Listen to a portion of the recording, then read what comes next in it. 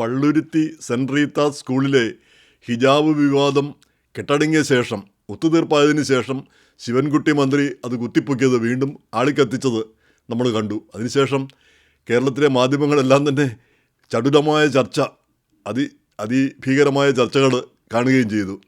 ആ ചർച്ചകളിലെല്ലാം കണ്ട ഒരു കാര്യം, ഒരു പ്രധാനപ്പെട്ട കാര്യം, ഈ ചില മുസ്ലിങ്ങൾക്ക് വേണ്ടി വാദിക്കാൻ വന്ന ആളുകൾ അവർ പറയുന്നതാണ്, ഈ ക്രിസ്ത്യാനികൾക്ക് എന്താണ്, ഒരു തലയിൽ ഇത്തിരി ശിരോവസ്ത്രം ധരിച്ചുകൊണ്ട് വന്നാൽ നിങ്ങൾക്ക് എന്ത് നഷ്ടം വരാനാണ്, അതുകൊണ്ട് നിങ്ങൾക്ക് എന്ത് ദോഷമാണ് ഉണ്ടാകാൻ പോകുന്നത്. നേരെ മറിച്ച് ഞങ്ങളെ സംബന്ധിച്ചിടത്തോളം അത് ഏറ്റവും പ്രധാനപ്പെട്ട ഒരു കാര്യമാണ്. അത് ഞങ്ങളുടെ മതപരമായ ഒരു ആവശ്യമാണ്. അത് യൂണിഫോമിൻ്റെ കാര്യത്തിൽ നിഷേധിക്കാനാവുമോ?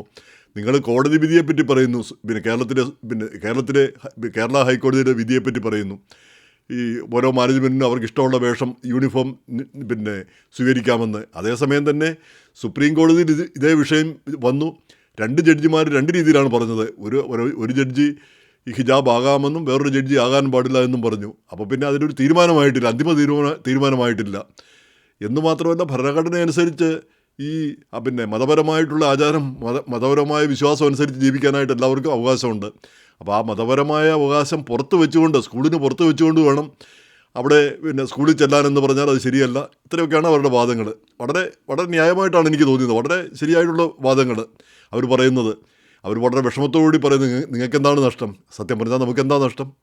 അതാണ് ഇപ്പോൾ ഒന്ന് ചിന്തിക്കേണ്ട ഒരു കാര്യം. ഇപ്പോൾ ക്രിസ്ത്യാനികൾക്ക് ഇവർ ശിരോവസ്ത്രം ധരിക്കരുതെന്ന്, അല്ലെങ്കിൽ ഈ പർദ്ദയിട്ട് മൂടി ചാക്കിൽ കെട്ടി വരണമെന്ന് നിർബന്ധം പിടിച്ചാൽ നമുക്കെന്താ പ്രശ്നം? ആയിക്കോട്ടെ. അതുകൊണ്ട് ദോഷം വരുന്നത് ഈ മാനേജ്മെൻറ്റിനോ അല്ലെങ്കിൽ ക്രിസ്ത്യൻ സമുദായത്തിനോ പ്രത്യേകിച്ച് എന്തെങ്കിലും ഒരു ദോഷം വരുന്നതായിട്ട് എനിക്ക് തോന്നുന്നില്ല. ആകപ്പാടെ നമ്മുടെ ആ ഒരു ഡിസിപ്ലിൻ, എല്ലാവരും ഒരുപോലെ ആണല്ലോ എന്നുള്ള ആ ഒരു ഡിസിപ്ലിൻ പാലിച്ചു പോകുന്നത് അതില്ലാതാകുന്നു എന്നുള്ളൊരു മനപ്രയാസം എന്ന് മാത്രമേ. എന്നല്ലാതെ നമ്മളെ സംബന്ധിച്ചിടത്തോളം അവർ ചാക്കി കെട്ടി വന്നാൽ, പർദ്ദയിട്ട് മൂടി വന്നാൽ, ആ നിന്ദ്യമായ ഒരു വസ്ത്രം, പർദ്ദ, ആ ഏറ്റവും അപമാനകരമായൊരു വസ്ത്രം, സ്ത്രീയെ ഏറ്റവും ഹീനമായ രീതിയിൽ കണക്കാക്കുന്ന വസ്ത്രം, അത് ധരിച്ചു വന്നാൽ നമുക്കെന്താണ് നഷ്ടമിരിക്കുന്നത്? ആയിക്കോ. അതുകൊണ്ട് ദോഷം വരുന്നത് ആർക്കാണ്? ക്രിസ്ത്യാനിക്കോ ഹിന്ദുവിനോ അല്ല ദോഷം വരുന്നത്, ആ മുസ്ലിം സമുദായത്തിലെ ആളുകൾക്ക് തന്നെ. അവരുടെ സ്ത്രീകളെ തരം താഴ്ത്തി അവരെ അടിമകളാക്കുന്ന രീതിയിൽ ആ പ്രതീകങ്ങളാക്കി അവരെ മാറ്റുക. അത് അവരുടെ സഹോദരിമാരും അവരുടെ ഉമ്മമാരും അവരുടെ മക്കളുമൊക്കെയാണ് ഇങ്ങനെ വരാൻ പോകുന്നത്. അപ്പോൾ അതിൻ്റെ ആ സമൂഹമാണ് പിന്നോക്കം പോകുന്നത്. നമ്മളെല്ലാം മുന്നോട്ടും പുതിയ കാലത്തിലേക്കൊക്കെ നോക്കുമ്പോൾ ഇവരിങ്ങനെ ഈ പഴയ കാലത്തിലേക്ക് പോകണമെന്ന് പറഞ്ഞാൽ എന്ത് ചെയ്യാനൊക്കും? അങ്ങനെ നിർബന്ധമാണെങ്കിൽ അങ്ങനെ ആയിക്കോട്ടെ എന്നുള്ളതല്ലാതെ ഒരു പിടിവാശിയുടെ ഒരു ആവശ്യം ഉണ്ടെന്ന് തോന്നില്ല. ഇവർ ഇത്ര വികാരപരമായിട്ട് പറയുന്നത് കേട്ടപ്പോൾ എനിക്ക് തന്നെ വിഷമം തോന്നി. എന്തിനാ ഇപ്പം നമുക്കെന്താ ഇപ്പം നിർബന്ധം? ഇവർ ശിരോവസ്ത്രം ഇട്ട് വന്നതുകൊണ്ട് ആ സ്കൂളിൽ എന്ത് സംഭവിക്കാനാണ് പോകുന്നത്? ക്രിസ്ത്യാനികൾക്ക് എന്ത് സംഭവിക്കാനാണ് പോകുന്നത്?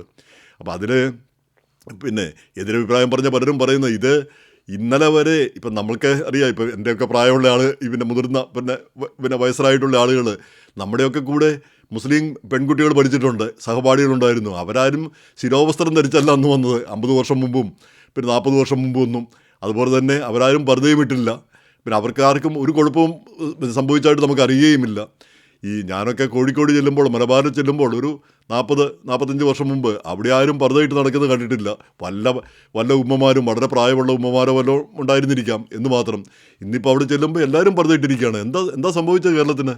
ഈ കേരളത്തെ നമ്മളെന്നെ ഈ പിന്നോക്കം കൊണ്ടുപോവുകയാണ് ചെയ്യുന്നത്. ഈ പർദ്ദ സമ്പ്രദായം എന്തായാലും ഒരു ശരിയായ കാര്യമല്ല എന്നുള്ളത് സത്യമായിട്ടുള്ളൊരു വസ്തുതയാണ്. ആ വസ്തുത അംഗീകരിക്കാനായിട്ടാണ് നമ്മൾ നോക്കേണ്ടിയിരിക്കുന്നത്. ഇപ്പം ഞാൻ 60-65 വർഷം മുമ്പ് പഠിച്ച, സ്കൂളിൽ പഠിച്ച, 4ാം ക്ലാസ്സിലൊക്കെ പഠിച്ച, 60 വർഷം മുമ്പ് പഠിച്ച സ്കൂളിൽ പർദ്ദ സമ്പ്രദായം നിരോധിക്കാൻ വേണ്ടിയിട്ട് അന്ന് ഈ മുസ്ലിം സമുദായത്തിൻ്റെ കാര്യപ്പെട്ട ആളുകളൊക്കെ പ്രവർത്തിനെ പറ്റിയൊക്കെ വായിച്ചിട്ടുണ്ട്. അത് വളരെ മോശപ്പെട്ട ഒരു കാര്യമായിട്ടാണ് അന്ന് പോലും പാഠപുസ്തകത്തിൽ പഠിപ്പിച്ചത്. അപ്പോൾ ആ സാധനമാണ് പിന്നീട് ഇപ്പം ഈ ജമായത്തെ ഇസ്ലാമി, പോപ്പുലർ ഫ്രണ്ട്, SDPI ഇങ്ങനെയുള്ള പ്രതിലോമ ശക്തികൾ ഇങ്ങോട്ട് കൊണ്ടുവരുന്നത്. അപ്പോൾ അത് ഒളിച്ചു കടത്തുകയാണ് ചെയ്യുന്നത്. അവിടെ മതം ഒളിച്ചു കടത്തിക്കൊണ്ടിരിക്കുന്നു. കേരളത്തെ ഒരു ഇസ്ലാമികവൽക്കരിക്കാൻ ശ്രമിച്ചുകൊണ്ടിരിക്കുന്നു. അപ്പോൾ അതാണ് പ്രതിഷേധത്തിൻ്റെ ഒരു പ്രധാനപ്പെട്ട കാരണം. ഈ മൂവാറ്റുപുഴ നിർമ്മലാ കോളേജിൽ അവർക്ക് നിസ്കാരമുറി വേണം. അപ്പോൾ ഇത്രയും കാലം വേണ്ടായിരുന്നു, 50 വർഷമായിട്ട് വേണ്ടായിരുന്ന കാര്യമാണ് ഇപ്പോൾ വേണ്ടത്. അപ്പോൾ ഇപ്പോൾ അവർ മജോറിറ്റി ആയിന്ന് പറഞ്ഞു എന്നാണ് എവിടെയോ വായിച്ചത്. അതിൻ്റെ തൊട്ടടുത്ത് പള്ളിയുണ്ട്, മുസ്ലിം പള്ളിയുണ്ട്, അവിടെ പോകാൻ പറ്റത്തില്ല, അവിടെ കയറ്റിയില്ലെന്ന് തോന്നുന്നു. അപ്പോൾ ഇങ്ങനെയുള്ള പ്രശ്നങ്ങൾ വരുമ്പോൾ എനിക്ക് തോന്നുന്ന ഈ കടുംപിടുത്തം ഒരു ഭാഗത്തു നിന്നും നല്ലതല്ല, അതിൻ്റെ ആവശ്യമില്ല. എന്ന് മാത്രമല്ല, ഇന്നലെ ഇല്ലായിരുന്ന കാര്യങ്ങൾ ഈ MESൻ്റെ നേതാവ് ഡോക്ടർ ഫസൽ ഗഫൂറും പറയുന്നതാണ്, ഇന്നലെ ഒന്നും ഇല്ലാതിരുന്ന ആചാരങ്ങളൊന്നും ഇന്ന് കുത്തിപ്പൊക്കിക്കൊണ്ട് വരേണ്ട ഒരു കാര്യമില്ല. നമ്മൾ ഇന്നലെ എങ്ങനെയായിരുന്നു അങ്ങനെ തന്നെ അങ്ങ് പോയാൽ മതി, ഒരു പ്രശ്നവുമില്ലായിരുന്ന കാര്യങ്ങൾ. അപ്പോൾ പെട്ടെന്ന് ഈ മാറ്റങ്ങളൊക്കെ വരുന്നതിൻ്റെ ആവശ്യം എന്തെന്ന് ഒന്ന് പുനർവിചിന്തനം നടത്തുന്ന ഒരു ആവശ്യമാണെന്ന് എനിക്ക് തോന്നുന്നു. അതിൽ നമ്മൾ ചിന്തിക്കേണ്ട ഒരു കാര്യമുണ്ട്. ഈ കേരളത്തിലെ മുസ്ലിങ്ങൾ പൊതുവിൽ വളരെ സുരക്ഷിതരും എന്ന് മാത്രമല്ല അവരാണ് കാര്യങ്ങൾ തീരുമാനിക്കുന്നത് കേരളത്തിൽ. കാരണം അവർക്ക് അവരുടെ ആ വോട്ട് ബാങ്ക് വെച്ച്. പക്ഷേ കേരളം എന്ന് പറയുന്ന ഇന്ത്യ മഹാരാജ്യത്തിൻ്റെ ഒരു ഭാഗം മാത്രമാണ്, ഒരു ചെറിയ കഷണം മാത്രമാണ്. അത് മറന്നു പോകരുത്. നമ്മുടെ ഒരു വളയ്ക്കുകയുള്ളൂ, ഒടിക്കരുത്, ഒരു പരുവത്തിന് അപ്പുറത്തേക്ക് പോകരുത്. നമ്മളതിൻ്റെ ഉദാഹരണങ്ങളൊക്കെ കണ്ടു. ഗാസയിൽ എന്താ സംഭവിച്ചത്? ഗാസക്കാർ മര്യാദയ്ക്ക് കഴിഞ്ഞുകൊണ്ടിരുന്നതാണ്. അവിടെ പോയി ഇസ്രായേലിനെ ആക്രമിച്ചു. ഇപ്പം ഗാസ തവിടിച്ച് തവിടുപിടിയാക്കി കൊടുത്തു. 10,000 ആൾ ചത്തൊടുങ്ങി. ഇനി രോഹിംഗ്യകൾ എന്താ ചെയ്തത്? അവിടെ ഒരു ചെറിയ ന്യൂനപക്ഷമാണ് അവർ. അവിടെ മര്യാദയ്ക്ക് ജീവിക്കുന്നതിന് പകരം അവിടെ പ്രശ്നങ്ങളുണ്ടാക്കി അവിടെ പോലീസ് സ്റ്റേഷൻ ആക്രമിക്കാനൊക്കെ പോവുകയും ചെയ്തു. അവിടെ അടിച്ചോടിക്കുകയാണ് ചെയ്തത്. ഇന്നവർ ഗതി കിട്ടാതെ അലഞ്ഞു നടക്കുന്നു. ഇനി അഫ്ഗാനിൽ പോലും ഈ താലിബാൻ വിസ്മയമാണ് താലിബാൻ എന്നൊക്കെ പറഞ്ഞ് അവർ തിരിച്ചു വന്നു. എന്നിട്ട് അവിടെ എന്താ കാണിച്ചുകൊണ്ടിരിക്കുന്നത്? അവിടെ സ്ത്രീകൾ എന്താ ഭൂകമ്പം വന്നപ്പം ആ സ്ത്രീകളെ തൊടാൻ പാടില്ല പുരുഷന്മാർ. അപ്പം ആ മലയുടെ ഇടുക്കുകളിലൊക്കെ കിടക്കുന്ന സ്ത്രീകൾ അവരെ രക്ഷിക്കാൻ ആരുമില്ലാത്ത സ്ഥിതി വരുന്നു. ഇങ്ങനെയുള്ള നിന്ദ്യമായ ചിന്താഗതികൾ, ഈ ചിന്താഗതികളൊക്കെ ശരിയാണോ? നമ്മുടെ മതത്തിലോ കിതാബിലോ ഒക്കെ ഇങ്ങനെ പലതും പറഞ്ഞിട്ടുണ്ടെങ്കിലും അത് ശരിയല്ലെങ്കിൽ അത് അംഗീകരിക്കാൻ നമുക്ക് ബാധ്യതയുണ്ടോ? അംഗീകരിക്കരുത്. ഇതൊക്കെ പറയുമ്പം നമ്മൾ എന്തോ വർഗീയവാദിയാണെന്നൊക്കെ ചിത്രീകരിക്കപ്പെടാം. ഇപ്പം നമ്മൾ ആരിഫ് ഹുസൈൻ തെരുവത്തും ജാമിദ ടീച്ചറും ഒക്കെ പറയുന്നത് അതനുസരിച്ച് ഇസ്ലാം മതത്തെപ്പറ്റി നമ്മളൊക്കെ കൂടുതലായിട്ട് പഠിക്കുന്നു. മുസ്ലിങ്ങളത് കാണുന്നുണ്ടോ എന്ന് നമുക്ക് അറിഞ്ഞുകൂടാം. അപ്പം ഇസ്ലാം മതത്തെപ്പറ്റി മോശമായ ഒരു അഭിപ്രായം നമ്മുടെയൊക്കെ മനസ്സിലുണ്ടാക്കുന്നതിന് ഇങ്ങനെയുള്ള ചിന്താഗതികൾ, ഇങ്ങനെയുള്ള വിശദീകരണങ്ങൾ നമുക്ക് കാരണമാകുന്നുണ്ട്. അപ്പോൾ അതിൻ്റെ ഇടയ്ക്കാണ് ഇങ്ങനെയുള്ള ഈ പ്രശ്നങ്ങളും. അപ്പോൾ ഏറ്റവും മോശമായി ഞാൻ കാണുന്നൊരു കാര്യം, ഈ മാർക്സിസ്റ്റ് പാർട്ടി, പുരോഗമന ആശയങ്ങളെ പ്രതിനിധീകരിക്കുന്ന മാർക്സിസ്റ്റ് പാർട്ടി ഇങ്ങനെയുള്ള മോശപ്പെട്ട കാര്യങ്ങളെ അംഗീകരിക്കുക. പർദ്ദ പോലുള്ള സമ്പ്രദായങ്ങളെ അതിനു വേണ്ടിയിട്ട് വാദിക്കുകയും അതിനു വേണ്ടിയിട്ട് അവർ രംഗത്ത് വരികയും ചെയ്യുക. എത്രയോ മോശപ്പെട്ട ഒരു കാര്യമാണത്. തെറ്റായ ഒരു കാര്യം തെറ്റാണെന്ന് പറയാനായിട്ട് നമുക്ക് കഴിയുന്നില്ലെങ്കിൽ ഈ നമ്മുടെ ഈ ആധുനികതയെ കൊണ്ട് എന്താണ് കാര്യമിരിക്കുന്നത്? നമ്മുടെ വിദ്യാഭ്യാസം കൊണ്ടും അറിവ് കൊണ്ടും ലോകപരിചയം കൊണ്ടും എന്താണ് കാര്യമിരിക്കുന്നത്? അപ്പോൾ ആ ഒരു മാറ്റമുണ്ടാവണം. നേരെ മറിച്ച് ഇപ്പോൾ ശിരോവസ്ത്രത്തിൻ്റെ കാര്യത്തിൽ തലയിലൊരു തട്ടമിട്ട് വന്നതുകൊണ്ട് ആർക്കും ഒരു ദോഷവും വരാൻ പോകുന്നില്ല. വന്നോട്ടെ. അതാണ് പ്രശ്നമെങ്കിൽ അതിൻ്റെ പേരിലൊരു വഴക്കിനോ ഒരു ഭിന്നതയ്ക്കോ ഒരുങ്ങേണ്ട കാര്യവുമില്ല എന്നാണ് എനിക്ക് തോന്നുന്നത് കാര്യത്തിൽ. അപ്പോൾ ക്രൈസ്തവ സമൂഹം തന്നെ മെത്രാൻ സമിതിയും ഒക്കെ കൂടി ഒരു തീരുമാനം എടുക്കണം. ഓക്കെ, തട്ടവിട്ട് വരുന്നവർ വന്നോട്ടെ, നമുക്കൊരു പ്രതിഷേധവുമില്ല.